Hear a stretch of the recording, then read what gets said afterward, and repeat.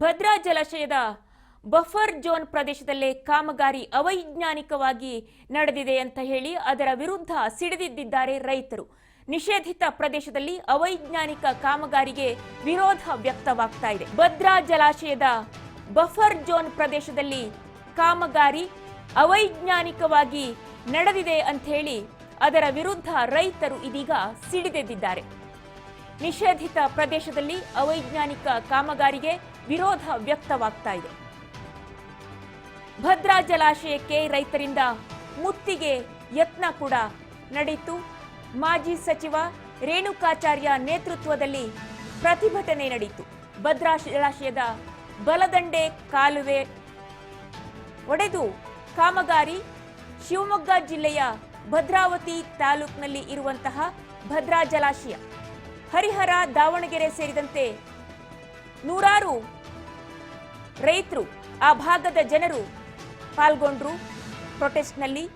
ಜಾಕ್ವೆಲ್ಗೆ ನೀರು ಪೂರೈಸುವ ಯೋಜನೆಗೆ ವಿರೋಧ ವ್ಯಕ್ತವಾಗಿದೆ. ಕೂಡಲೇ ಕಾಮಗಾರಿಯನ್ನ ಸ್ಥಗಿತಗೊಳಿಸುವಂತೆ ರೈತರು ಆಗ್ರಹಿಸ್ತಾ ಇದ್ದಾರೆ. ಪ್ರತಿಭಟನೆ ವೇಳೆ ಸರ್ಕಾರದ ವಿರುದ್ಧ ರೇಣುಕಾಚಾರ್ಯ ಗುಡುಗಿದ್ರು. ಪ್ರತಿಭಟನಾಕಾರರನ್ನ ಬ್ಯಾರಿಕೇಡ್ ಹಾಕಿ ಪೊಲೀಸರು ತಡೆದ್ರು. ಶಿವಮೊಗ್ಗ ಗಡಿ ಭಾಗದಲ್ಲೇ ರೈತರನ್ನ ಪೊಲೀಸರು ತಡೆದ್ರು. ಸಾವಿರಾರು ರೈತರನ್ನ ಭದ್ರಾ ಜಲಾಶಯದ ಬಳಿ ಪೊಲೀಸರು ತಡೆದ್ರು.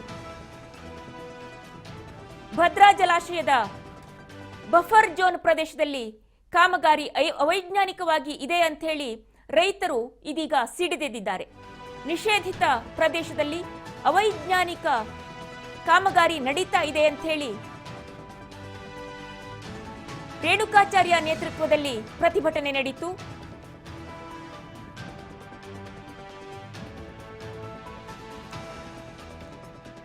ಎಂಪಿ ರೇಣುಕಾಚಾರ್ಯ ಜೊತೆ ಹಲವು ರೈತರನ್ನ ಬಂಧಿಸಿದರು ಪೊಲೀಸರು. ಪ್ರತಿಭಟನೆ ವೇಳೆ ಮಾಜಿ ಸಚಿವ ಎಂಪಿ ರೇಣುಕಾಚಾರ್ಯ ಅವರನ್ನ ಬಂಧನ ಮಾಡಿದರು. ಜೊತೆಯಲ್ಲಿ ಸಾಕಷ್ಟು ರೈತರನ್ನು ಕೂಡ ಬಂಧಿಸಿದರು ಪೊಲೀಸರು.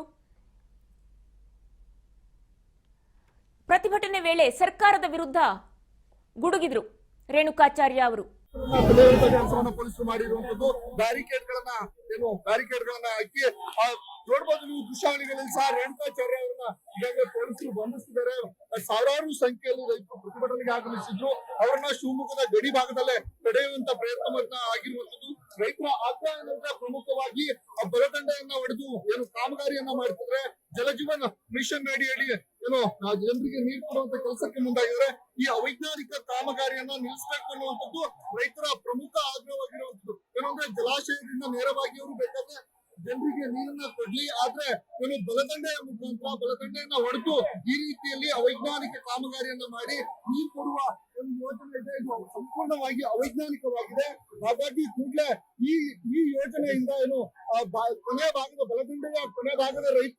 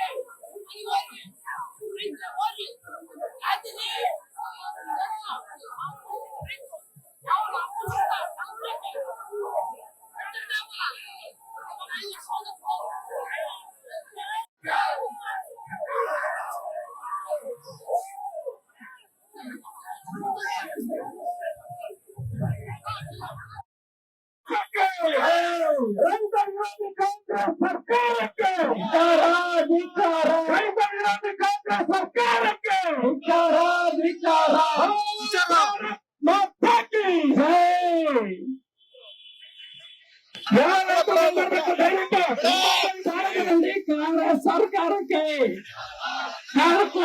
ಕಾಂಗ್ರೆಸ್ ಸರ್ಕಾರ ಶಿವಮೊಗ್ಗ ಜಿಲ್ಲೆಯ ಭದ್ರಾವತಿಯಲ್ಲಿರುವ ಭದ್ರಾ ಜಲಾಶಯಕ್ಕೆ ಏನು ಕಾಮಗಾರಿ ನಡೀತಾ ಇದೆ ಬಫರ್ ಝೋನ್ನಲ್ಲಿ, ಅದು ಅವೈಜ್ಞಾನಿಕವಾಗಿದೆ ಅಂಥೇಳಿ ಆ ಭಾಗದ ರೈತರು, ಹರಿಹರ ದಾವಣಗೆರೆ ಆ ಭಾಗದ ರೈತರು ಅಲ್ಲಿ ಮುತ್ತಿಗೆಯನ್ನ ಹಾಕಿದ್ರು. ಆ ಅವೈಜ್ಞಾನಿಕ ಕಾಮಗಾರಿಯನ್ನ ವಿರೋಧಿಸಿ ಪ್ರತಿಭಟನೆಯನ್ನ ನಡೆಸಿದ್ರು. ಹಾಗೆಯೇ ಈ ವೇಳೆ ರೇಣುಕಾಚಾರ್ಯ ಈ ಒಂದು ಪ್ರತಿಭಟನೆಯ ನೇತೃತ್ವವನ್ನು ಕೂಡ ವಹಿಸಿಕೊಂಡಿದ್ರು.